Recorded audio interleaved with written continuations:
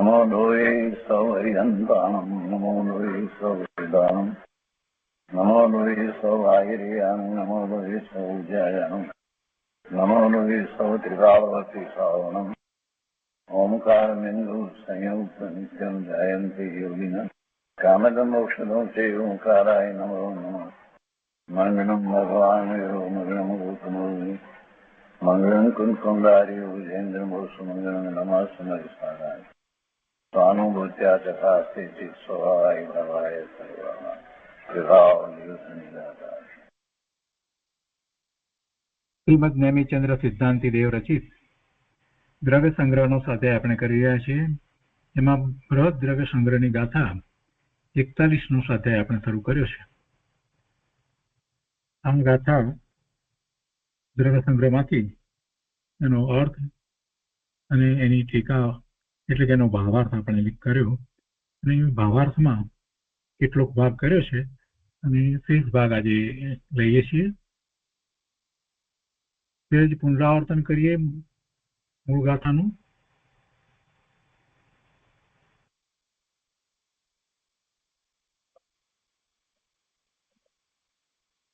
મૂળ ગાથામાં તો એમ કહ્યું કે સમ્યક દર્શન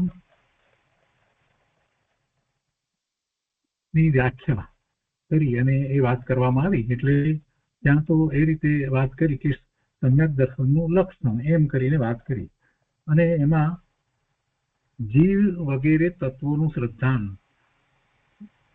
ઉમાસ્વામીજી ભગવાને પણ એમ જ કહ્યું છે તત્વાર શ્રદ્ધાનમ સમ્યક દર્શનમ. એટલે અહીંયા સ્પષ્ટ વધારે કર્યું છે કે જીવ વગેરે તત્વોનું, એટલે પહેલી અને મુખ્ય વાત એ છે કે જીવનું શ્રદ્ધાન અને જીવ પોતે છે એનું શ્રદ્ધાન એ મુખ્ય વાત છે.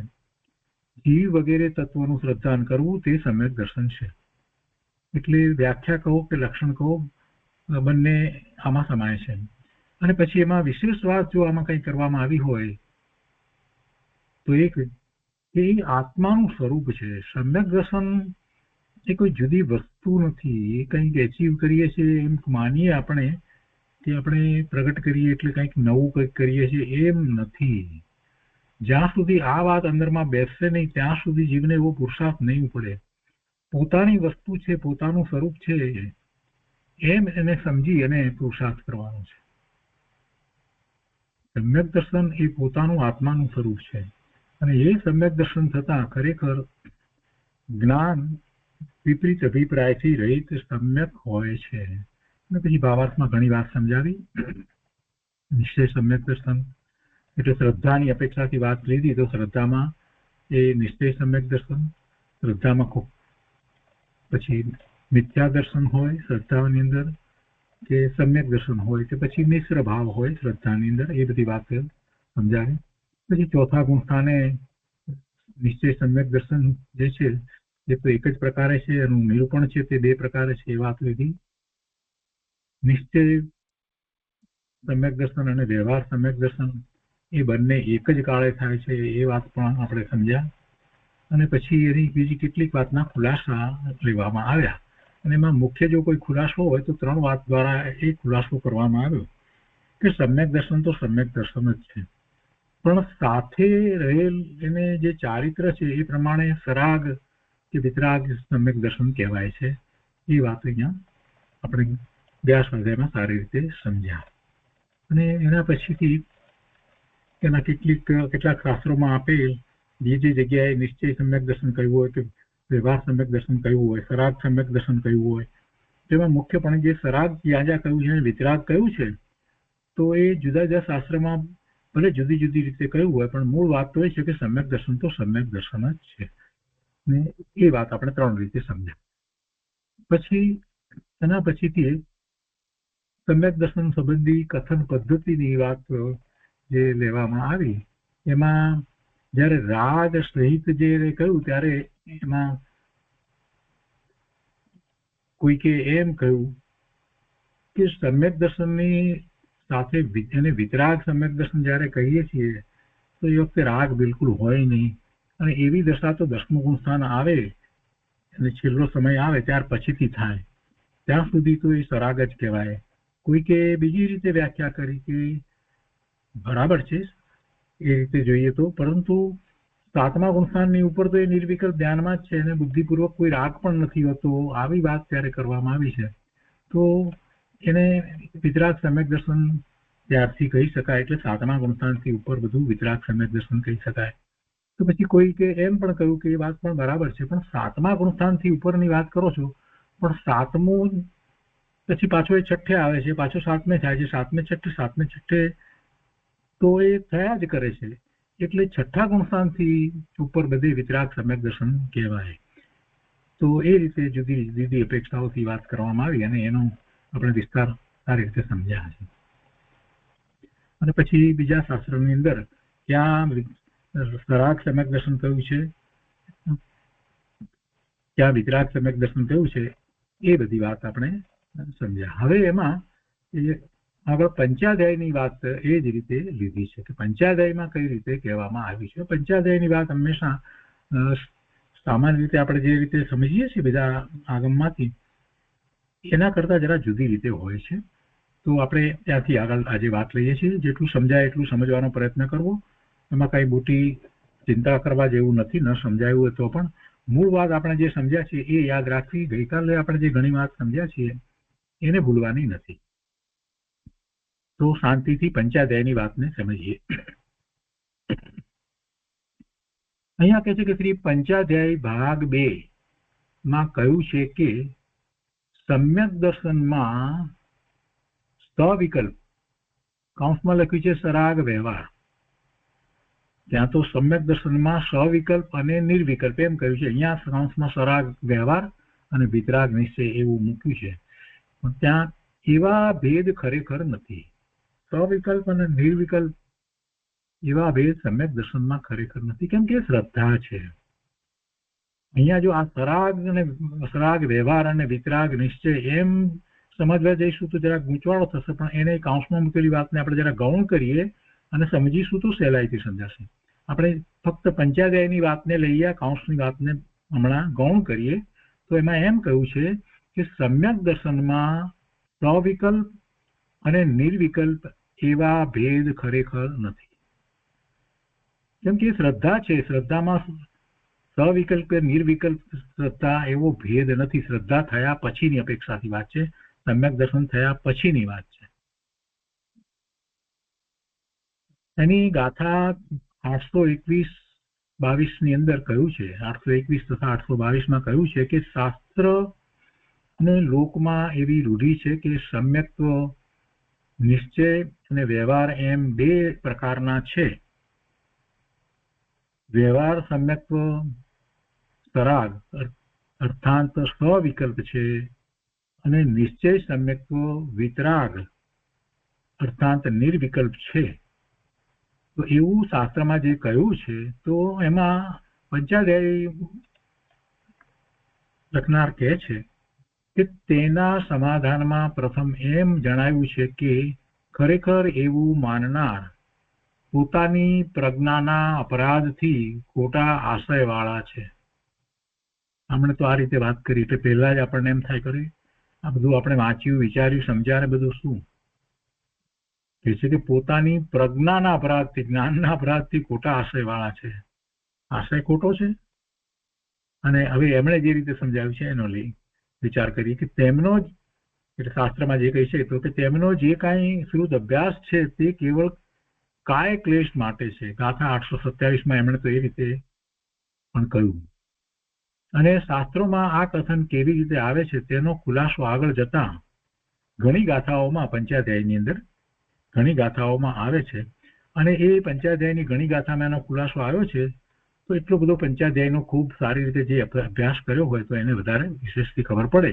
પણ અહીંયા એમાંની 2 ગાથા લીધી છે, એટલે કે છે કે તેમાંથી 2 ગાથા જરૂરની હોવાથી અહીં તેનો હવાલો આપ્યો છે. પંચાધ્યાય ભાગ 2 ગાથા 902 એ નીચે પ્રમાણે છે. પછી 902 ગાથા અહીંયા કહી છે અને પછી એનો અર્થ જણાવ્યો છે.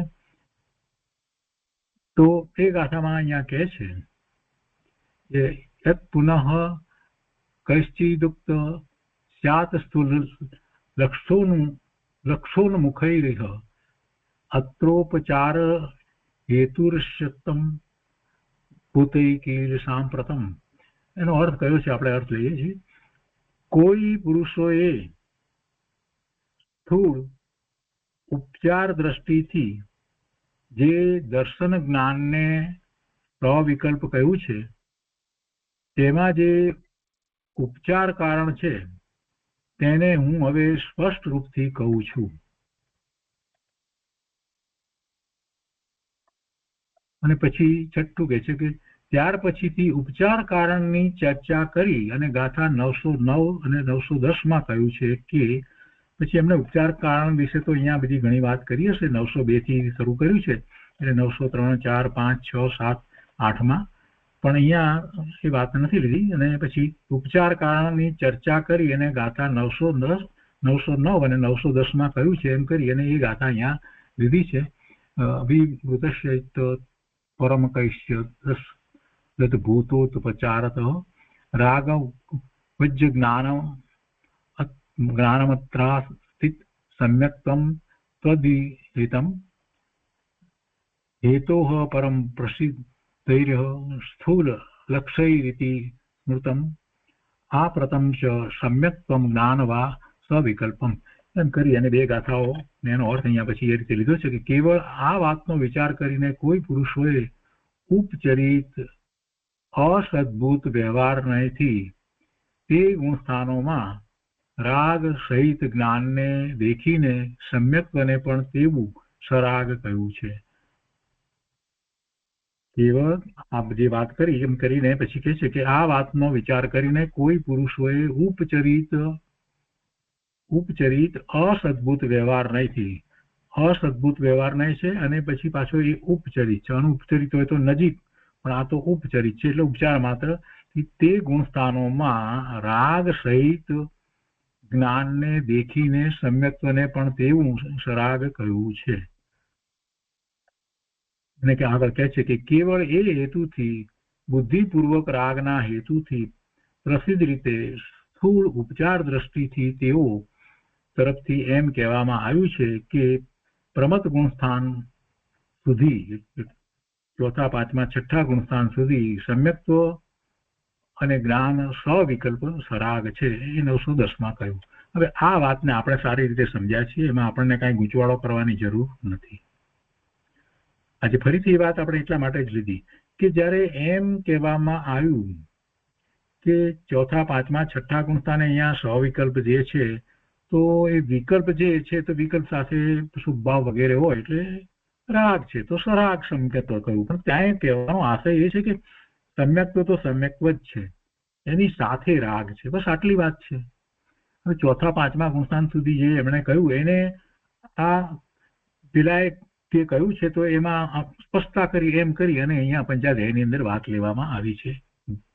બીજી કોઈ વિશેષ કઈ વાત નથી. આપણે જે સમજ્યા બીજા શાસ્ત્રમાં જે કહેવાયું છે એ ત્યાં કથન કરવામાં આવ્યું છે કે ખોટું કથન કરવામાં નથી આવ્યું, ત્યાં પણ અપેક્ષા સહિત કથન કરવામાં આવ્યું છે. એટલે બીજા શાસ્ત્રો અને અહીંયા પંચાધ્યાયની વચ્ચે કોઈ વિરોધાભાસ સમજવો નહીં, વિરોધાભાસ નથી. પણ એમને એ રીતે નિરૂપણ કર્યું કે એ એમ કહ્યું છે તો આમ નહીં એમ કરીને નિરૂપણ કર્યું છે, માત્ર એટલું જ એનો અર્થ થાય છે. પણ બીજા શાસ્ત્રમાં કહેનારે જ એ અપેક્ષા સહિત કહ્યું છે. કેમ કે અહીંયા જરાક ગૂંચવાડો થાય શરૂઆતમાં જ આપણે જે વાત લીધી તો કોઈને એમ લાગે કે અહીંયા એમ કહ્યું ને કે ખરેખર એવું માનનાર પોતાની પ્રજ્ઞાના અપરાધથી ખોટા આશયવાળા એમ નથી. એવું માનતા જ નથી, એ એક અપેક્ષાથી કથન કરે છે. કોઈને અહીંયા એવી રીતે જરાક લાગે. પંચાધ્યાય ભાગ 2 માં કહ્યું છે કે સમ્યક દર્શનમાં સવિકલ્પ અને નિર્વિકલ્પ એવા ભેદ ખરેખર નથી એમ કહી અને પછી કહે છે કે તેની ગાથા 821 થી 822 માં કહ્યું છે કે શાસ્ત્ર અને લોકમાં એવી રૂઢી છે કે લોકમાં રૂઢી છે એમ કેવું એ તો ઠીક છે, પણ ખરેખર તો શાસ્ત્રમાં એ કથન અપેક્ષા સહિત કરવામાં આવ્યું છે. એ વાત તો બરાબર જ છે, માત્ર રૂઢિની વાત નથી. લોકમાં જે સમજ્યા ન હોય એ રૂઢિ એને માટે રૂઢિ કહી શકાય, પરંતુ શાસ્ત્રમાં કઈ રૂઢિ નથી. દરેક શાસ્ત્રની અંદર જે કથન કરવામાં આવ્યું છે એ શાસ્ત્રકારે પોતે અપેક્ષા સહિત કર્યું છે, એને તો સ્પષ્ટ જ છે, ત્યારે જ એવી શાસ્ત્રની રચના કરી શકે. એટલે આ પંચાધ્યાયની વાતમાં હમણાં કદાચ એ રીતે લીધું છે શાસ્ત્ર અને લોકમાં એવી રૂઢિ છે કે સમ્યક્ત્વ નિશ્ચય અને વ્યવહાર એમ બે પ્રકારના છે, પણ એમ નથી. એ શરૂઆતમાં આપણે સમજ્યા છે કે સમ્યક્ત્વ તો એક જ પ્રકારે છે, એનું નિરૂપણ છે તે બે પ્રકારે નિશ્ચય વ્યવહાર રૂપે કરવામાં આવ્યું છે. એટલે ત્યાં શાસ્ત્રકાર જે છે એમને કાંઈ રૂઢિગત વાત કરી છે એવો પણ અર્થ થતો નથી. એટલે આ એક વધારે આપણે સાથે સમજવાનું. ને પંચાધ્યાયી વાળા જે કહે છે એમને પણ કાંઈ વિરોધ કરવો છે એવું પણ નથી, પણ એવી લખવાની એમની પદ્ધતિ છે, બસ એટલો જ વિચાર કરવાનો. આગળ કહે છે કે અહીંયા વ્યવહાર સમ્યક્ત્વ સરાગ અર્થાત સવિકલ્પ છે અને નિશ્ચય સમ્યક્ત્વ વિતરાગ અર્થાત નિર્વિકલ્પ છે. તો તેના સમાધાનમાં પ્રથમ એમ જણાવ્યું છે કે ખરેખર એવું માનનાર પોતાની પ્રજ્ઞાના અપરાધથી ખોટા આશયવાળા છે અને તેમનો જે કાંઈ શ્રુત અભ્યાસ છે તે કેવળ કાય ક્લેશ માટે છે. હવે આ વચન જે કરવામાં આવ્યું છે એ વચનને આપણે શાંતિથી પકડવાનું.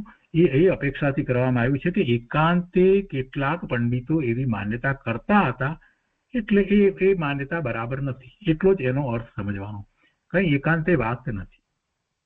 ખરેખર આમાં એ અપેક્ષા સહિત જયારે વાત કરીએ છીએ ત્યારે એ વાત બરાબર એમ બેસે છે કે નિશ્ચય સમ્યક્ત્વ જે છે તે જે રીતે થાય છે તો એ વખતે નિર્વિકલ્પ ધ્યાનની અંદર એ થાય છે, એટલે એ અપેક્ષાથી નિર્વિકલ્પ કહેવામાં આવ્યું હોય, અને એ પરિણામ જે થાય છે તો એ વિતરાગી પરિણામ થાય છે, એટલે અપેક્ષાથી એમ કહેવામાં આવ્યું કે નિશ્ચય સમ્યક્ત્વ વિતરાગ અર્થાત નિર્વિકલ્પ છે. પણ ખરેખર સમ્યક્ત્વ તો સમ્યક્ત્વ જ છે, અને વિતરાગ જે છે કહેવામાં આવ્યું એ શું છે? એ તો પરિણામ છે. વિતરાગી પરિણામ જીવના એ વખતે છે. અને બીજી રીતે એને જો તપાસીએ તો આપણને ખ્યાલ આવે કે એ પરિણામ જે એમાં અપૂર્વ આનંદ શાંતિનો અનુભવ જે થાય છે એ વિતરાગી પરિણામ જે છે જેમાં શુદ્ધિની વૃદ્ધિ થાય છે એ તો ખરેખર તો ચારિત્રનો ભાગ છે. એટલે ચારિત્ર ગુણને અનુસરીને છે, અંદરમાં રહેલા ચારિત્ર ગુણને અનુસરીને છે. અને એ વાતની સ્પષ્ટતા તો પહેલા આપણે જોઈ ગયા છીએ કે એ વાત જે છે તે ચારિત્રની વાત છે, સાથે રહેલું ચારિત્ર. પણ સમ્યક્ત્વ તો સમ્યક્ત્વ જ છે. સમ્યક્ત્વ એને સાથે રહ્યું છે એટલે એ અપેક્ષાથી એમ કહેવામાં આવ્યું. સમજાવવું છે તો સમ્યક્ત્વ જ. અને અર્થાત નિર્વિકલ્પ કહ્યું તો ત્યાં પણ એમ જ આશય છે કે જે વખતે એવી અનુભૂતિ થાય છે ત્યારે કોઈ બીજો વિકલ્પ હોતો નથી. તેમાં કઈ ખોટી વાત કરી નથી. એ દ્વારા આપણને પુરુષાર્થ સમજાય છે. એટલે બીજા શાસ્ત્રમાં જે કહેવામાં આવ્યું છે એને અપેક્ષા સહિત સમજીએ ને એકાંતે ન પકડીએ તો આપણને એ વખતે પણ ખ્યાલ આવે છે કે સમ્યક્ત્વ સમ્યક્ત્વ જ છે, એ સમ્યક શ્રદ્ધાન જ છે, બીજી કોઈ વાત એમાં છે નહીં. પણ એની સાથે બીજું શું છે એનો જયારે વિચાર કરીએ છીએ તો એવી વિતરાગી દશા છે. વળી એ કેવી રીતે થાય છે? ઉત્પત્તિનો અપેક્ષાથી વિચાર કરીએ તો એ નિર્વિકલ્પ છે. એટલે અમને જે રીતે અહીંયા કહ્યું છે એ એમ એકાંતે નહીં પકડવું કે એમને આ ખોટી વાત કરી દીધી, આટલો વિરોધ કર્યો છે શાસ્ત્રનો, એવો અર્થ ના સમજો. વળી કહે છે કે તેના સમાધાનમાં, હવે પોતે સમાધાન આપે છે ને પંચાધ્યાયી ના કરતા, કહે છે કે તેના સમાધાનમાં પ્રથમ એમ જણાવ્યું છે કે ખરેખર એવું માનનાર પોતાની પ્રજ્ઞાના અપરાધથી ખોટા આશયવાળા છે. હવે આ વાતમાં જરાક સમજવાનું કે ખોટો આશય તો ત્યારે જ થાય કે વસ્તુ એકાંતે પકડે તો આશય ખોટો થઈ જાય. કોઈ પણ વિધાન શાસ્ત્રના એકાંતે જો પકડવામાં આવે તો એમાં સમજવું કે આશયમાં ભૂલ આવે. પણ આ શાસ્ત્રકાર બધાએ જીનવાણીની અંદર એ મહાપુરુષોએ આચાર્ય ભગવાને જે કઈ રચના કરી, કઈ જગ્યાએ પ્રવચનસારમાં કાંઈક કહ્યું, સમયસારમાં કાંઈક કહ્યું કે પરમાત્મા પ્રકાશમાં કાંઈક કહ્યું, કે જે તો એ બધા મહાપુરુષો હતા અને એમને તો બધી અપેક્ષાનો ખ્યાલ હતો ને એમને કોઈ બીજો આશયનો પ્રશ્ન જ ઉપસ્થિત થતો નથી. પણ પંડિતોએ એના ઉપરથી કેટલીક વાતો એવી રીતે પકડી હોય એકાંતે, એટલે એ અપેક્ષાથી એમને એમાં સુધારો કરવાની વાત છે. એટલે આપણે પણ એકાંતે એમ ન પકડી લેવું કે આ પંચાધ્યાયી વાળા એમ કે છે કે આ માન્યતા કરવા વાળા જે છે પોતાની પ્રજ્ઞાના અપરાધથી, જ્ઞાનના અપરાધથી ખોટા આશય વાળા છે, એમને જે કહ્યું એ પણ આપણે એકાંતે ના પકડવું. ને તેમનો જે કાંઈ શ્રુત અભ્યાસ છે તે કેવળ કાય ક્લેશ માટે છે. એટલે એ આચાર્ય ભગવાનનો શ્રુત અભ્યાસ છે માત્ર કાય ક્લેશ માટે છે એવો પંચાધ્યાયીની રચના કરનારનો કહેવાનો આશય ન સમજવો. એ જે ઊંધી સમજ કરે છે એને માટે સમજવાનું, આચાર્ય ભગવાનને માટે એવો અર્થ ન સમજવો. નહીતર આપણને એમ થાય કે આ પંચાધ્યાયી આવી રીતે લખે છે એવું પણ મનમાં થઈ જાય, તો એવું કરવાની જરૂર નથી. ને અહીંયા ટુકડે ટુકડે બધી વાત લેવામાં આવી છે. સળંગ આખી વાત પંચાધ્યાયીમાંથી નથી લીધી. એટલે પણ થોડો ગૂંચવાડો થાય. આવી રીતે થોડા થોડા પેરેગ્રાફ ક્યાંકથી લઈ અને પછી મૂકીએ ને તો પછી જરાક વસ્તુ ની પ્રવાહિતા આપણને ન પકડાય તો ભૂલ થાય અને સમજમાં ફેર પડે. એટલે આપણે અહીંયા એમ સમજવાનું કે અહીંયા થોડાક ટુકડા લીધા છે. એ ગાથા 827 વાત લીધી. પછી કહે છે કે શાસ્ત્રમાં આ કથન કેવી રીતે આવે છે તેનો ખુલાસો આગળ જતા ઘણી ગાથાઓમાં આવે છે, અને એટલે કે પંચાધ્યાયની ઘણી ગાથામાં આવે છે, અને તેમાંથી 2 ગાથા જરૂરની હોવાથી અહીં તેનો હવાલો આપ્યો છે. એમાં કરીને પછી એ ગાથા 902 ની વાત રહી ગયા છે. 827 કયા પછીથી બીજી કેટલી બધી ગાથાઓ ગઈ, અને એમાં પણ તેમણે કંઈક બીજી બધી અપેક્ષાઓ કંઈક ઘણું બધું સમજાવ્યું, અને પછીથી 902 ગાથા ઉપર આવ્યા અને એમાં આ વાત કરવામાં આવી. એટલે બીજી વચ્ચેની પણ ગાથાઓ આપણે ન સમજીએ તો આપણે પંચાધ્યાયના જે કર્તા છે, જે એના રચયિતા છે, એમના માટે આપણને કોઈક રીતે વિપરીત ભાવ થઈ જાય. એટલે એમ નહીં પકડવું. અહીંયા છૂટું છૂટું આપ્યું છે. પછી 902 ની ગાથાનો અહીંયા અર્થ જે કરવામાં આવ્યો એમાં એ રીતે લીધું કે કોઈ પુરુષોએ સ્થૂળ ઉપચાર દ્રષ્ટિથી હવે કોઈએ સ્થૂળ ઉપચાર દ્રષ્ટિથી જે દર્શન જ્ઞાનને સ્વવિકલ્પ કહ્યું છે તેમાં જે ઉપચાર કારણ છે તેને હવે હું સ્પષ્ટતાથી કહું છું. તો બરાબર છે, પેલાએ પણ ઉપચાર દ્રષ્ટિથી જયારે કહ્યું છે તો ઉપચારના કારણ કયા હોય એ કહેવાનો અહીંયા પંચાધ્યાયની રચના કરનારનો આશય છે, એમ સમજવાનું. અને એ ઉપચાર કારણને હવે સ્પષ્ટ કરીને એમને 2 થી આગળ કરી અને 903, 904, 905, 906, 907, 908 બધી વાત કરી હશે. અને ત્યાર પછીથી 909 અને 910 ની વાત અહીંયા તો લેવામાં આવી છે. ને પછી એમાં તો એટલી વાત લીધી છે કે કેવળ આ વાતનો વિચાર કરી, એટલે ઉપર જે બધી વાતો કરી જે એમાં એ ગાથાઓમાં આવી હશે 903, 4, 5, 6, 7, 8, 9, 7, 8 તો એનો વિચાર કરીને એવો અર્થ અહીંયા તો થાય છે કે કેવળ આ વાતનો વિચાર કરી કોઈ પુરુષોએ ઉપચરિત અસદભુત વ્યવહાર નહીંથી તે ગુણસ્થાનમાં રાગ સહિત જ્ઞાનને દેખીને સમ્યક્ત્વને પણ તેવું સરાગ કહ્યું છે. તો એ બધો વિસ્તાર કર્યા પછીથી એમણે તો આ પંચાધ્યાયના રચના કરનારે એમ લખ્યું છે. પણ છતાં એમાં વાંચીએ તો આપણને ખ્યાલ આવે છે કે તે ગુણસ્થાનમાં રાગ સહિત જ્ઞાનને દેખીને, તો રાગ ત્યાં છે એ ગુણસ્થાનની અંદર 4 કે 5 કે 6 કે ત્યાં બધે જે છે તે એમાં વિકલ્પ છે, રાગ પણ છે. તો રાગ સહિત જ્ઞાનને દેખી અને સમ્યક્ત્વને સરાગ કહ્યું છે. એટલે સમ્યક્ત્વ સરાગ એવો અર્થ ખરેખર તો થતો જ નથી. સમ્યક્ત્વ જે છે એ રાગ સહિત છે એમ એમાં અર્થ ખરેખર તો થાય છે. સરાગ સમ્યક્ત્વ કહીએ ત્યારે જો આપણે એક વાતને પકડીએ તો સ્વરાગ એટલે રાગ સહિત સમ્યક્ત્વ એમ સમજવાનું. પણ એમાં સમ્યક્ત્વને કાંઈ વાંધો નથી આવતો. સમ્યક્ત્વ તો એનાથી જુદું જ રહી જાય છે. કેમ કે જયારે આપણે એમ કહીએ કે લાકડી વાળો માણસ, એનો અર્થ જ એ થાય છે કે લાકડી અને માણસ 2 જુદા છે. લાકડી સાથે રહેલો જેની સાથે લાકડી છે તે, તો લાકડી એનાથી જુદી છે ને, એટલે તો જુદી તો પડી જ ગઈ. સીધી રીતે જ વાત તો ખ્યાલમાં આવી જાય છે. તો એવી રીતે આ સરાગ એટલે રાગ સહિત સમ્યક્ત્વ. તો એ સમ્યક્ત્વની અંદર રાગ છે એવો અર્થ એનો થતો નથી. એટલે કોઈ એમાં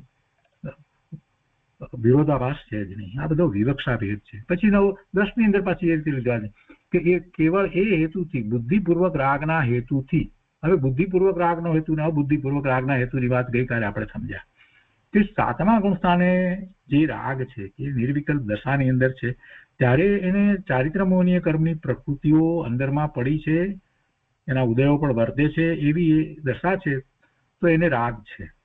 તો એ રાગ એને પોતાને ખ્યાલમાં નથી આવતો. કેમ નથી આવતો? કેમ કે એ નિર્વિકલ્પ ધ્યાનમાં છે. 7મા ગુણસ્થાને નિર્વિકલ્પ ધ્યાનમાં છે તો એને ખ્યાલમાં નથી આવતો કે પોતાને રાગ છે. એ તો મહાત્મા છે, મુનિ છે, 7મા ગુણસ્થાનની દશામાં એ હોય, પછી સંવેદન સહિત હોય, એની તો શું વાત થાય? એટલે એને માટે આપણે રાગ કહીએ એ વાત પણ બરાબર નથી ને એમને પોતાને પણ રાગનો ખ્યાલ નથી. જો પોતાને રાગનો ખ્યાલ હોય તો એ પોતે દૂર કરે છે.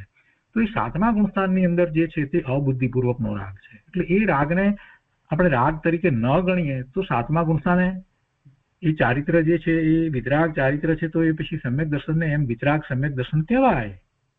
એ વાત આપણે ગઈકાલે કરી છે. તો અહીંયા કહે છે કે કેવળ એ હેતુથી બુદ્ધિપૂર્વક રાગના હેતુથી પ્રસિદ્ધ રીતે સ્થૂળ ઉપચાર દ્રષ્ટિથી તેઓ તરફથી એમ કહેવામાં આવ્યું છે કે પ્રમત ગુણસ્થાન સુધી એટલે છઠ્ઠા ગુણ સ્થાન સુધી સમ્યક્ત્વ અને જ્ઞાન સવિકલ્પ સરાગ છે એમ જે કહેવામાં આવ્યું છે, તો એ પણ ત્યાં એ અપેક્ષા પૂર્વક જ કહેવામાં આવ્યું છે. ત્યાં અર્થ તો એમ જ છે કે સ્વરાગ એટલે રાગ સહિત, કેમ કે છઠ્ઠે ગુણ સ્થાને પણ એને રાગ થાય છે. એટલે જેણે એ રીતે કહ્યું છે એ પણ સાચા છે, એમાં ખોટું છે એવું નથી. આ તો આમણે તો સ્પષ્ટતા કરી છે. તો એ 910માં એ વાત એવી રીતે પંચાધ્યાયીમાં લીધી છે. અને પછી અહીંયા કહે છે કે 7મી વાત અહીંયા કહે છે, છઠ્ઠી વાત લીધી ને પંચાધ્યાયની માંથી, પછી 7મી વાત કહે છે કે ઉપર કહેલા શાસ્ત્રોમાં તથા બીજા શાસ્ત્રોમાં જ્યાં શ્રદ્ધા અને ચારિત્ર ગુણની પર્યાયો જુદી જુદી વર્ણવી છે, જ્યાં શ્રદ્ધા ગુણ શાસ્ત્રોમાં જ્યાં શ્રદ્ધા અને ચારિત્ર ગુણ એટલે શ્રદ્ધા ગુણ અને ચારિત્ર ગુણની પર્યાયો જુદી જુદી વર્ણવી છે, ત્યાં એવું વર્ણન છે કે ચોથા ગુણ સ્થાનથી જ જીવને પહેલું શું છે તો કે શુદ્ધ જીન જ્ઞાન દ્રષ્ટિ, શુદ્ધ જીન જ્ઞાન દ્રષ્ટિ આ ચારિત્ર પાવડ ગ્રંથ જે છે મુકુંદાચાર્ય ભગવાનનો અષ્ટપાવડ, એની અંદર નો અધિકાર, ચારિત્ર પાવડ નો અધિકાર, એની ગાથા 5, 8, 9, 13, 14, 17 ને 19 માંથી ગાથા લીધી છે અહીંયા. તો ચોથા ગુણસ્થાનથી જ જીવને શું છે તો કે શુદ્ધ જીન જ્ઞાન દ્રષ્ટિ, અને એનો જરાક આપણે વિચાર કરીએ તો શુદ્ધ જીન જ્ઞાન દ્રષ્ટિ, જીનેશ્વર ભગવાનના જ્ઞાનમાં જેવું આવ્યું છે એવી જ્ઞાન અને એવી શ્રદ્ધા, જીન જ્ઞાન દ્રષ્ટિ, અને એ શુદ્ધ, આગળ વિશેષણ મૂકે શુદ્ધ જીન જ્ઞાન દ્રષ્ટિ ચોથા ગુણસ્થાનથી જ એમ છે. પહેલી વાત આ લીધી. બીજી વાત લીધી છે કે સમ્યક્ત્વ ચરણ ચરિત્ર, સમ્યક્ત્વ આચરણ ચારિત્ર આપણે બોલીએ છીએ તે જ સમ્યક્ત્વ ચરણ ચારિત્ર, એટલે એને ચોથા ગુણસ્થાને પણ જે ચારિત્ર જે છે એટલે અનુભવ કરે છે ને, ચારિત્ર તો કોને કહેવાય?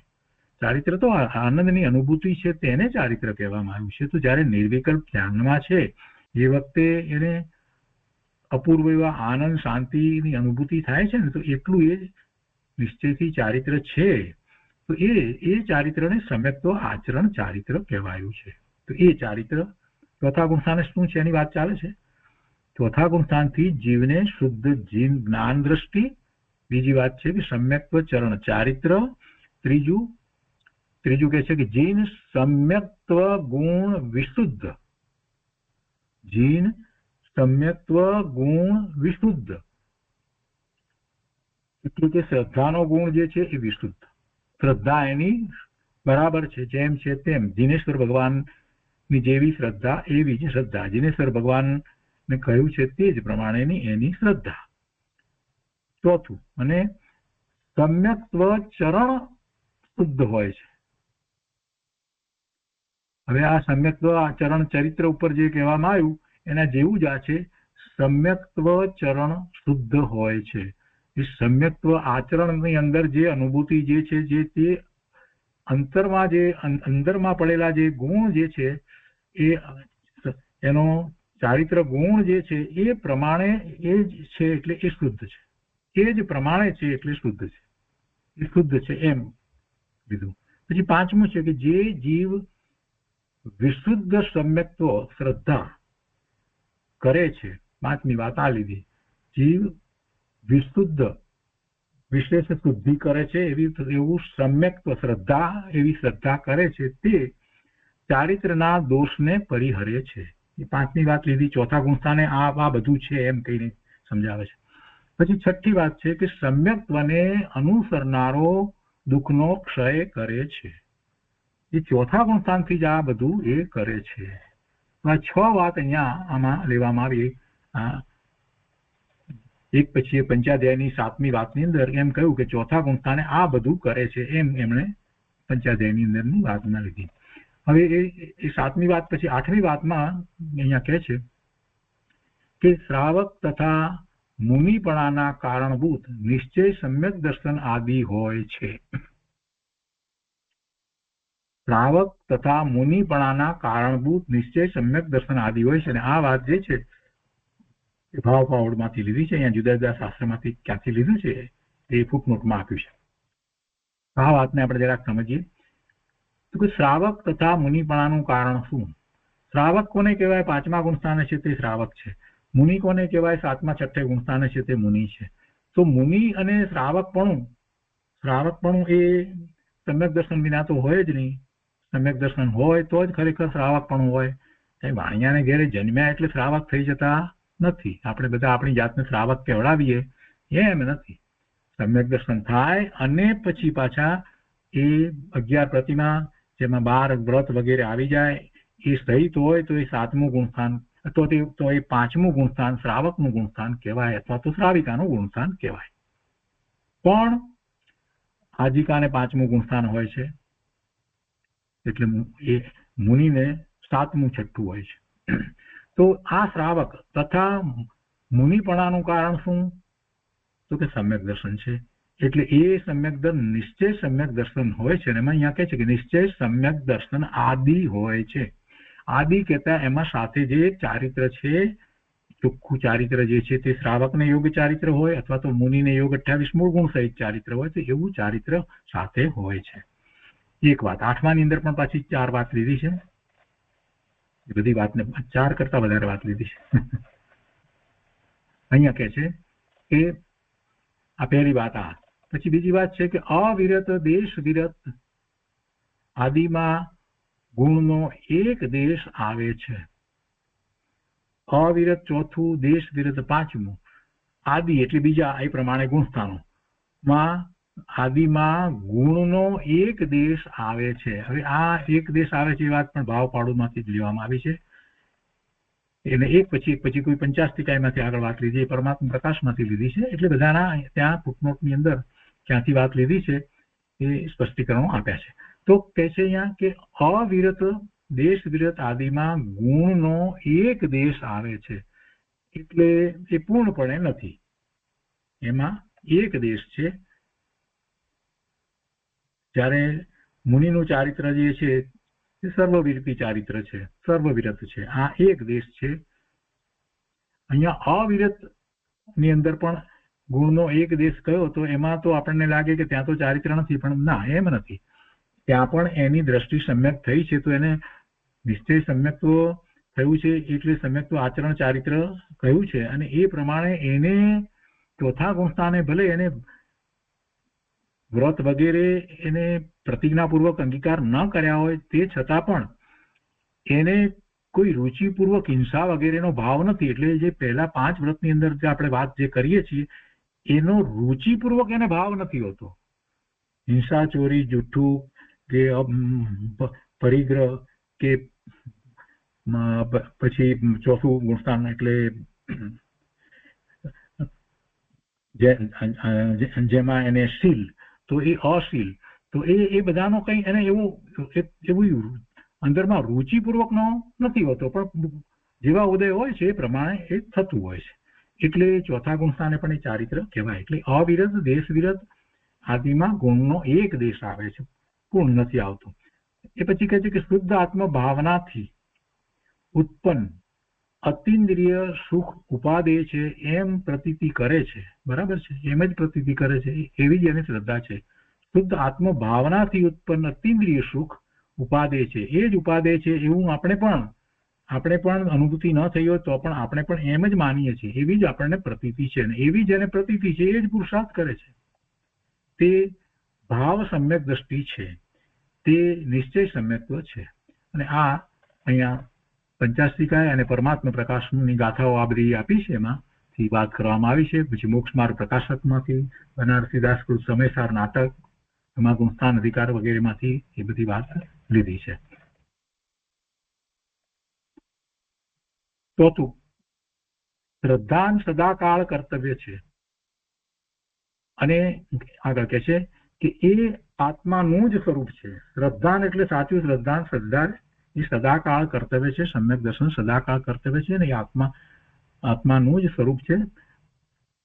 દર્શનમો રૂપ ઉપાધિ દૂર થતા પ્રગટ થાય છે. શું? આ સમ્યક દર્શન. દર્શન મોહની જાય છે એ ઉપાધિ ગઈ તો એ ઉપાધિ દૂર થતા સમ્યક તો પ્રગટ થાય છે. માટે એ આત્માનો સ્વભાવ છે.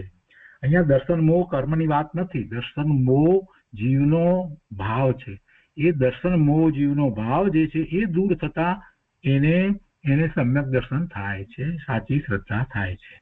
દર્શન મોહની કર્મ જાય છે એ તો નિમિત્તનું કથન છે, પણ દર્શન મોહ એ જીવનો ભાવ છે, એ ભાવ જીવને ઉપાધિ રૂપ છે, અને એવી ઉપાધિ દૂર થાય છે એટલે દર્શન મોહ જાય છે, મોહ એનો ટળી જાય છે. માટે એ આત્માનો સ્વભાવ છે, કેમ કે એ જે ટળી જાય છે અને જે પ્રગટ થાય છે એ આત્માનો સ્વભાવ છે. ચતુર્સાદી ગુણસ્થાનમાં પ્રગટ હોય છે, પછી સિદ્ધ અવસ્થામાં પણ સદાકાળ તેનો સદભાવ રહે છે. આ વાત અગાઉ પણ આવી ગઈ છે, અહીંયા ફરીથી આવે છે. ચોથા ગુણસ્થાનથી શરૂ કરી અને છેક સિદ્ધ દશા સુધી સમ્યક દર્શન તો રહે જ છે. પાંચમી વાત છે, તિર્યંચાદિક અને કેવડી સિદ્ધ ભગવાનને સમ્યક્ત્વ ગુણ સમાન કયો છે. કયા ગુણની વાત છે? સમ્યક્ત્વ ગુણની વાત છે. તો એ સમ્યક્ત્વ ગુણ તો સમાન જ છે, સમ્યકપણું તો બરાબર જ છે, શ્રદ્ધા તો બરાબર જ છે બધું, પણ ફેર ક્યાં છે સમ્યક દર્શન, તિર્યંચના સમ્યક દર્શનમાં અને કેવડીના સમ્યક દર્શનમાં? તો જ્ઞાનની તારતમ્યતામાં ફેર છે. બાકી પોતાની જે અનુભૂતિ થાય તિર્યંચને પણ, એમાં પોતે જે છે એ શ્રદ્ધામાં કાંઈ ફેર પડતો નથી, કેમ કે પોતે જે છે એવું જ દરેક આત્માને છે, પોતાનું જે સ્વરૂપ છે એવું દરેક આત્માનું સ્વરૂપ છે. એટલે બધાને જ્યારે એમ સ્વ તરફ વળે ત્યારે પોતે જે છે એવું તો બધાને સરખું જ હોય. હું મારા સ્વરૂપ તરફ વળું અને મને જે દેખાય કે હું આ છું, તો એવું બીજો જે પોતે પોતાના સ્વરૂપ તરફ વળે એને પણ એવું જ હોય, ત્રીજો વળે એને પણ એવું જ હોય. એ પછી વર્તમાનમાં તિર્યંચની પર્યાયમાં હોય, મનુષ્યની પર્યાયમાં હોય, દેવની પર્યાયમાં હોય, મુનિ હોય કે કેવડી પરમાત્મા હોય, સિદ્ધ હોય, બધાને પોતે જે છે એ વાતની શ્રદ્ધામાં તો પોતે તો બધા સરખા જ છે, જીવ માત્ર સરખા છે. એટલે એ સમ્યક્ત્વની અપેક્ષાથી વાત થઈ. તો કે તિર્યંચ અને કેવડી સિદ્ધ ભગવાનને સમ્યક્ત્વ ગુણ સમાન કયો. છઠ્ઠું, વિપરીત અભિનિવેશ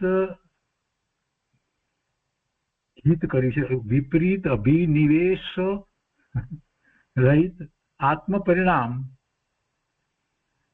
તે તો નિશ્ચય સમ્યક્ત્વ છે, કારણ કે એ સત્યાર્થ સમ્યક્ત્વનું સ્વરૂપ છે. વિપરીત અભિનિવેશ રહિત, અહીંયા રાજી, વિપરીત અભિનિવેશ રહિત આત્મ પરિણામ તે તો નિશ્ચય સમ્યક્ત્વ છે, કારણ કે એ સત્યાર્થ સમ્યક્ત્વનું સ્વરૂપ છે.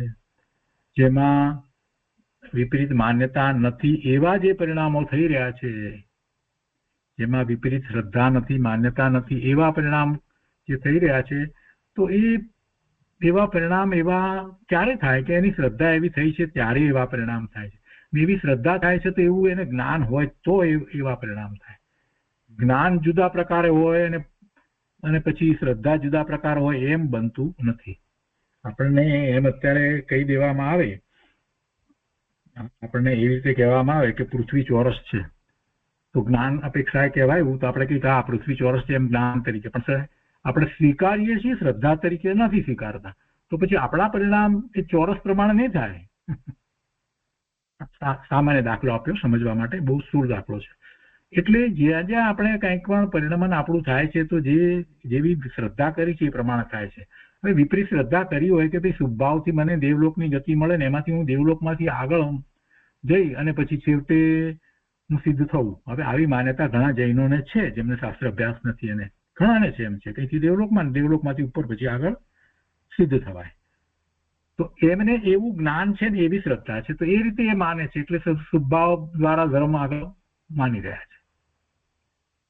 એટલે જ્યાં જ્યાં જે પરિણમન થાય છે, પરિણામ જે થાય છે, એમાં આત્માના પરિણામ જે થાય છે, જે પ્રકારે થાય છે, તો એ એવી શ્રદ્ધાપૂર્વક થાય છે ને, તો શ્રદ્ધાની આગળ એવું જ્ઞાન હોય છે ત્યારે એ રીતે પરિણમન થાય. એટલે આત્માના પરિણમનનો વિચાર જયારે કરીએ છીએ ત્યારે એમાં અભિનિવેશ, વિપરીત અભિનિવેશ જયારે છે તો ત્યારે માન્યતા એવી છે, તો જ્ઞાને એવું છે ત્યારે વિપરીત માન્યતા એવી થઈ છે.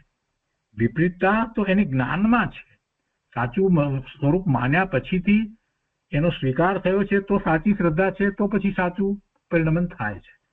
હવે આપણે બીજી રીતે વિચાર કરીએ તો આપણને આ જ્ઞાન તો થયું, શાસ્ત્રનું જ્ઞાન છે, તેને આપણે માનીએ છીએ, તો શ્રદ્ધા પણ આપણને છે, તો પછી આપણું પરિણમન કેવી રીતે થવું જોઈએ? તો કે આપણું પરિણમન પણ એ રીતે થવું જોઈએ, આપણા પરિણામ એમ થવા જોઈએ, પણ એમ કેમ નથી થતા? પ્રશ્ન આપણને એવો પણ થાય કે આપણે તો આ બધું શાસ્ત્ર વાંચીએ માનીએ છીએ કે ભાઈ આવું જ હોવું જોઈએ, પણ આપણે ક્યાં એનો સ્વીકાર કર્યો છે એટલે નથી થતું. આપણે એને જુદું રાખ્યું છે, માત્ર બુદ્ધિના લેવલે રાખ્યું છે, એનો સ્વીકાર કર્યો નથી. જો સાચો સ્વીકાર થઈ જાય કે ના વસ્તુ સ્વરૂપ એમ જ છે, ભગવાન આત્મા જુદો જ છે, એનું સ્વરૂપ આ રીતે જ છે, એવો ખરેખર સ્વીકાર થઈ જાય તો પછી પરિણામ એવા જ થવા માંડે. અને એ જયારે સ્વીકાર થાય છે ત્યારે પછી દ્રષ્ટિ ફરી જાય છે, એનો ઉપયોગ સ્વ તરફ વળી જાય છે. જયારે એવો સ્વીકાર થઈ જાય કે આ બીજું બધું જે કંઈ થઈ રહ્યું છે એ મારું કાર્ય નથી, હું કરી શકતો જ નથી, એવો અકર્તા ભાવનો ખરેખરો સ્વીકાર થાય પછી બારમાં કાંઈ પણ કરવામાં રસ પડતો જ નથી, પણ એને ખરેખર સ્વીકારી જ નથી. માત્ર એ સ્વાધ્યાય વખતે બોલે છે, પણ પાછો સ્વાધ્યાય પૂરો થાય ત્યાર પછી પાછો પોતે પોતાને રમેશ માને છે અને પરનું કરતા પણ એને ગયું જ નથી. એટલે આ વાતનો પણ વિચાર કરવા જેવો છે. હવે આગળ 7મી વાત છે, સમ્યક દર્શન શુદ્ધ નિર્મળ હોય છે. સમ્યક દર્શન શુદ્ધ નિર્મળ હોય છે. બૃહદ્રવ્ય સંગ્રહમાંથી વાત અહીંયા લીધી છે, ગાથા 35-36, આપણે એ વાત આવી ગઈ છે. સમ્યક દર્શન શુદ્ધ નિર્મળ હોય છે. શ્રદ્ધામાં પછી શ્રદ્ધા તો ત્યારે જ એને સાચી શ્રદ્ધા કહેવાય, સમ્યક દર્શન કહેવાય કે એમાં વિપરીતતા નો અંશ ન હોય, શ્રદ્ધામાં કોઈ ભૂલ ન હોય, ખોટું ન હોય ત્યારે, એટલે એ શુદ્ધ નિર્મળ છે. અને એટલે તો સમ્યક દર્શન જે શ્રદ્ધા છે એ શ્રદ્ધા રૂપે જયારે પરિણામ થાય છે ત્યારે બંધ નથી પડતો, ત્યારે આશ્રવ થતો નથી. 8મું, જેને ભેદ જ્ઞાન પ્રગટ્યું, તો પછી એમાં કહે છે કે ચંદન જેવું શીતળ ચિત્ત જેને થયું. બનારસીદાસજીએ સમયસાર નાટકની અંદર એ રીતે વાત લીધી છે કે કાવ્યમાં 6ઠ્ઠી, 7મી, 8મી અંદર ચંદન જેવું, ચંદનનું વૃક્ષ અને ચંદનનું લાકડું ને એમાં શીતળતા હોય છે, એ બધી વાતો આપણે વ્યવહારથી કહીએ છીએ અને જાણીએ છીએ, એટલે એની સાથે સરખામણી. તો કહે છે કે જેને ભેદ જ્ઞાન પ્રગટ્યું, ચંદન જેવું શીતળ ચિત્ત જેને થયું, શિવ માર્ગમાં તે કેલી કરે છે. શિવ માર્ગ એટલે સિદ્ધનો માર્ગ, સિદ્ધ ભગવાનને શિવ કહેવામાં આવે છે. પેલા અન્ય દર્શનના શિવની વાત નથી, સિદ્ધને શિવ કહેવામાં આવે છે. દિનેશ્વરોનો જે લઘુનંદન છે, સત્ય સ્વરૂપ સદા જેને પ્રગટ્યું છે, જેને શાંત દશા છે, ગણધર જેવો વિવેક પ્રગટ્યો છે, તે સમ્યક દ્રષ્ટિ છે. આ વર્ણન ગુરુદેવે ઘણી વાર આ રીતનું કર્યું છે. દિનેશ્વરનો લઘુનંદન કહ્યો છે.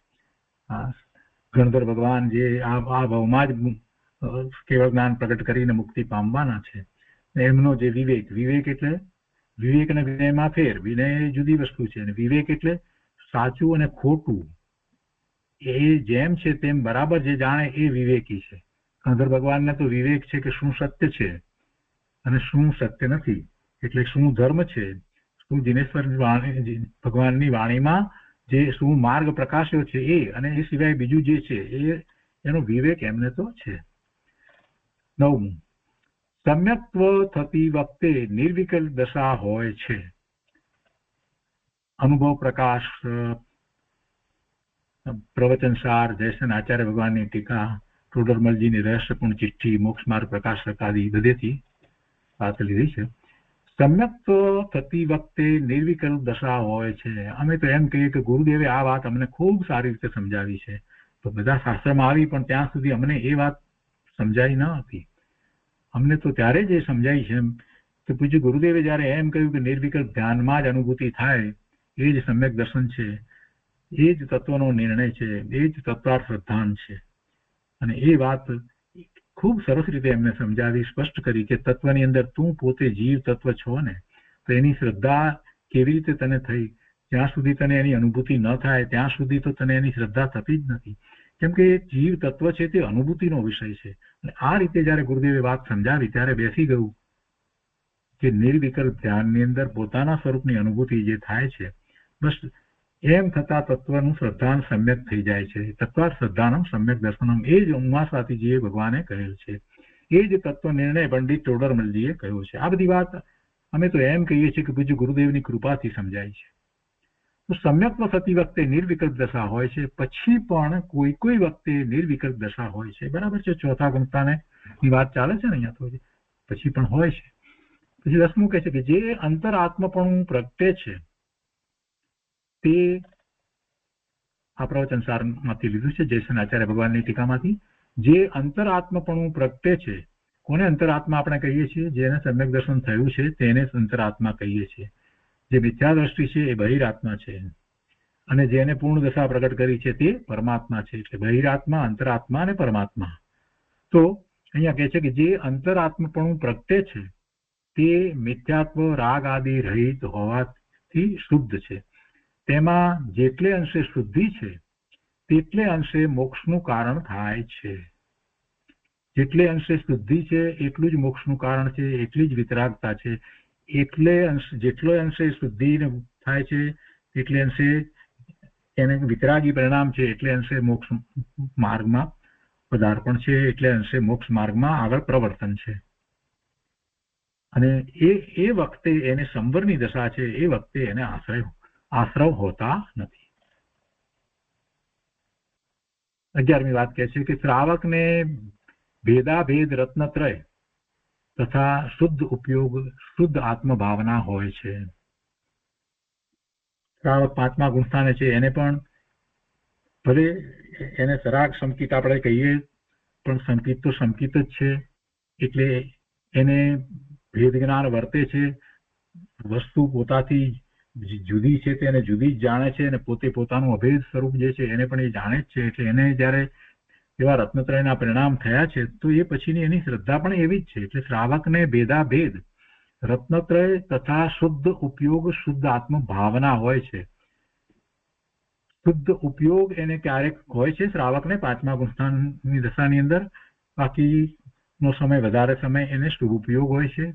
એને પણ એની ભાવના તો શુદ્ધ આત્મ ભાવના છે, પોતાનું શુદ્ધ સ્વરૂપ છે, એમાં જ વિશેષ એકાગ્રતા કરવાની જ એની ભાવના હોય છે. 12મું સમ્યક દ્રષ્ટિ જીવ અંતદ્રષ્ટિ વડે મોક્ષ પદ્ધતિ સાધી જાણે છે. સમ્યક દ્રષ્ટિ જીવ અંતને બદલે અંતરદ્રષ્ટિ હોવું જોઈએ, કેમ કે દ્રષ્ટિ અંતર્મુખ કરે છે ત્યારે. એટલે સમ્યક દ્રષ્ટિ જીવ અંતદ્રષ્ટિ વડે મોક્ષ પદ્ધતિ સાધી જાણે છે. દ્રષ્ટિનો અંત આવે એવું કઈ ન હોય, પણ અંતરદ્રષ્ટિ કરે એ વાત બેસે છે અહીંયા તો. અંતરદ્રષ્ટિ વડે મોક્ષ પદ્ધતિ સાધી જાણે છે, એટલે કે મોક્ષ માર્ગમાં પ્રવર્તી શકે છે, મોક્ષ માર્ગમાં એ સાધક તરીકે આગળ વધે છે. અંતરદ્રષ્ટિ વિના કાંઈ થતું નથી. દ્રષ્ટિને અંતર્મુખ કર્યા વિના મોક્ષ માર્ગમાં આગળ એક ડગલું પણ જવાતું નથી. સમ્યક દર્શન થયા પછીથી પણ કોઈ એમ માને કે બસ હવે અમારે વાંધો નથી, અમે ચેક પહોંચી જવાના છીએ, એમ નથી. વારંવાર અંતરદ્રષ્ટિથી જ આગળ વધાય છે. શુદ્ધિની વૃદ્ધિ એમ જ થાય છે. એક વખત અંતરદ્રષ્ટિ થઈ, અનુભૂતિ થઈ, તે પછીથી એ જ રીતે વારંવાર કરવાથી જ મોક્ષ માર્ગમાં આગળ વધાય છે. એ મોક્ષ માર્ગની મોક્ષને પ્રાપ્ત કરવાની પદ્ધતિ છે, અને એ જાણે છે.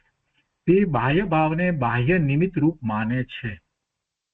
એ વખતે બાહ્યમાં જે કંઈ શુભભાવ વગેરે હોય તો એવું આ નિમિત્ત છે એમ સમજે છે. અથવા તો એને એ વખતે કોઈ એવું નિમિત્ત હોય બાહ્યની અંદર કે જે વખતે એને એમ થઈ જાય કે બસ હવે હું નિર્વિકલ્પ ધ્યાનનો પાછો પ્રયોગ કરું, તો પણ એ નિમિત્ત માને છે. એને કારણે એને અંતરદ્રષ્ટિ થાય છે, સ્વરૂપ તરફ વળે છે, એમ નથી.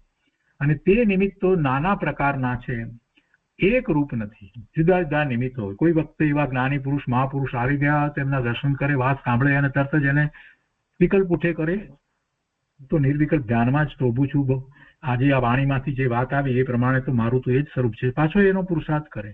કોઈ વખત શાસ્ત્રનું વાંચન કરે એવું નિમિત્ત હોય અને એમાં એવી વાત આવી ગઈ હોય તો એમાંથી પણ પાછો એ નિર્વિકલ્પ ધ્યાનમાં ચાલ્યો જાય.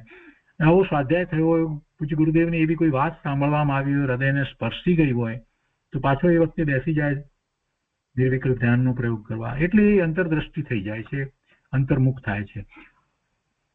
પણ એટલે એ એક રૂપ નથી, અનેક રૂપે હોય, પણ એ બધા નિમિત્ત કારણ છે. તેથી અંતરદ્રષ્ટિ ના પ્રમાણમાં મોક્ષ માર્ગ સાધે છે. હવે અહીંયા પણ પાછું અંતદ્રષ્ટિ લીધું છે, પણ અંત ન હોય. દ્રષ્ટિ અને આપણે જયારે એમ કહીએ કે દ્રષ્ટિ એટલે સ્વરૂપની દ્રષ્ટિ, તો પછી એનો અંત ક્યારેય આવે નહીં. એમાં તો પછી છેવટે એમાં જ સ્થિર થાય છે. અહીંયા તો અંતરદ્રષ્ટિના પ્રમાણમાં મોક્ષ માર્ગ સાધે છે, એમ બરાબર વાત બેસે છે. એટલે જેટલો વધારે ને વધારે એ અંતર્મુખ થતો જાય છે એ પ્રમાણે એ આગળ મોક્ષ માર્ગમાં પદાર્પણ કરે છે, શુદ્ધિની વૃદ્ધિ કરે છે, આગળ વધે છે. અને સમજવા માટે એને આપણે ગુણ સ્થાન શ્રેણીની અંદર એ આગળ વધે છે એમ પણ કહીએ છીએ. હવે આ બધી વાત આપણે બીજી વધારે વાત લીધી છે બહાર, એ પ્રમાણે ચોથા ગુણસ્થાનથી શરૂ કરીને બધી. અને છેલ્લે હવે એને કહે છે કે એ વગેરે પ્રકારે ચોથા ગુણસ્થાનથી પ્રગટ થનાર સમ્યક દર્શનનું અદ્ભુત મહાત્મ્ય છે. અને તે પ્રગટતા જ્ઞાનમાંથી પણ વિપરીતપણું છૂટી જતા સમ્યક જ્ઞાન થાય છે. આ સામાન્ય કથન છે. સામાન્ય કથન એટલા માટે છે કે જયારે સમ્યક દર્શન થયું છે ત્યારે એને એ જ વખતે સમ્યક જ્ઞાન છે જ. શ્રદ્ધા અને જ્ઞાન સાથે જાય છે. જ્ઞાન ન હોય તો શ્રદ્ધા ક્યાંથી સાચી થઈ? એટલે એ વાતને આપણે અંતરમાં રાખીએ છીએ. એટલે એટલા માટે આ કથનને આપણે સામાન્ય લઈએ છીએ. શું કહે છે કે એ વગેરે પ્રકારે ચોથા ગુણસ્થાનથી પ્રગટ થનાર સમ્યક દર્શનનું અદ્ભુત મહાત્મ્ય છે. બરાબર છે. અને એ સમ્યક દર્શન પ્રગટ થતા એટલે કે છે કે તે પ્રગટ થતા જ્ઞાનમાંથી પણ વિપરીતપણું છૂટી જતા સમ્યક જ્ઞાન થાય છે. એટલે પહેલા સમ્યક દર્શન થયું ને પછી સમ્યક જ્ઞાન થયું એવો અર્થ અહીંયા લેવાનો નથી. ફક્ત એટલું જ સમજવાનું છે કે જે માહિતી રૂપે જે શ્રુત જ્ઞાન કર્યું હતું, ખૂબ શાસ્ત્રોનો અભ્યાસ જે કર્યો હતો, એ જયારે સમ્યક દર્શન થાય છે ત્યાર પછીથી એ બધો જે અભ્યાસ જે કર્યો હતો એ પાછો એમાં જે કંઈ માન્યતામાં ફેર થતો હતો, સમજમાં ફેર થતો હતો, એ બધો હવે ચાલ્યો ગયો. એમ એનું સમ્યકપણું થયું, એમ સમ્યક જ્ઞાન, એમ સમજવાનું. પણ આત્મા વિશેનું જે જ્ઞાન જે છે, આત્મા વિશેની શ્રદ્ધા, એ બંને તો સાથે એક સમયે થાય છે, નિર્વિકલ્પ ધ્યાનમાં થાય છે. હવે અહીંયા કહે છે કે સમ્યક દર્શન પ્રાપ્ત કરવાનો ઉપાય શ્રી સમયસાર ગાથા 11માં જણાવેલ ભૂતાર્થ નયનો વિષય એવા નિજ જ્ઞાયક ભાવનો આશ્રય કરવો. નિજ જ્ઞાયક ભાવનો આશ્રય કરવો. સમયસારમાં તો ઠેર ઠેર એ બધી વાત કરવામાં આવી છે, પણ 11મી ગાથાને પૂજ્ય ગુરુદેવે એમ કહ્યું છે કે જૈન દર્શનનો પ્રાણ છે. તો એ પ્રાણ કયો છે એટલે અહીંયા પણ એમણે ભાઈએ અહીંયા મૂકી દીધું છે.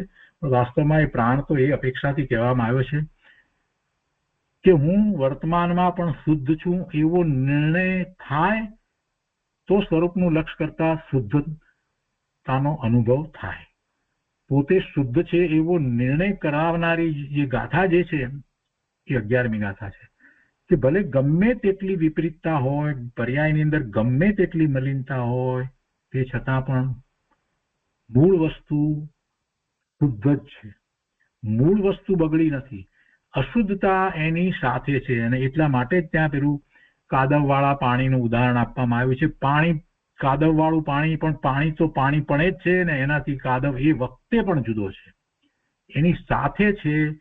પાણી કાદવ રૂપ થયું નથી. પાણી અને કાદવ એટલે માટી, જે એ ગારો જે કંઈ છે તે એનાથી એ વખતે પણ જુદું છે, માત્ર એની સાથે છે. અને એમાં એ ફટકડી અથવા તો કતક ફળ નાખતા એ જુદું પડી જાય છે. એનો અર્થ જ એ છે કે જે એ રૂપ થયું જ નહોતું, નહીં તો જુદું પડે જ નહીં. એવી રીતે આ ભગવાન આત્મા ગમે તે પર્યાયમાં હોય તો પણ એ તો શુદ્ધ જ છે, શુદ્ધ જ છે, શુદ્ધ જ છે. એ જ ભૂતાર્થ છે, એ જ સત્યાર્થ છે. અને એવો નિર્ણય થાય છે તો પછી એની દ્રષ્ટિ કરતા એવો અનુભવ થાય છે. એટલા માટે પૂજ્ય ગુરુદેવે 11મી ગાથાને જૈન દર્શનનો પ્રાણ કહી છે. એટલે એવા પોતાના શુદ્ધ સ્વરૂપનો ભૂતાર્થનો આશ્રય કરી અને નિર્મળ પર્યાય પ્રગટ થાય છે, એ જ ધર્મ છે. અને અહીંયા આપણે એ રીતે વાત લીધી. સમ્યક દર્શન પ્રાપ્ત કરવાના ઉપાયમાં શ્રી સમયસાર ગાથા 11માં જણાવેલ ભૂતાર્થ નયનો વિષય એવા નિજ જ્ઞાયક ભાવનો આશ્રય કરવો અને ધર્મ પ્રગટ કરવા માટે આદિ, મધ્ય અને અંતમાં તે એક જ ઉપાય છે. બીજો કોઈ ઉપાય છે જ નહીં. તો એ રીતે 41મી ગાથા અહીંયા દ્રવ્ય સંગ્રહમાંથી આપણે પૂરી કરીએ છીએ અને આજનો સ્વાધ્યાય પણ અહીંયા સુધી રાખીએ છીએ. આજે બીજી કેટલીક બધી વાતો એમ સમ્યક દર્શન શબ્દની જે સમજાવી, આ 12 વાત જે સમજાવી, અને એની પહેલા જે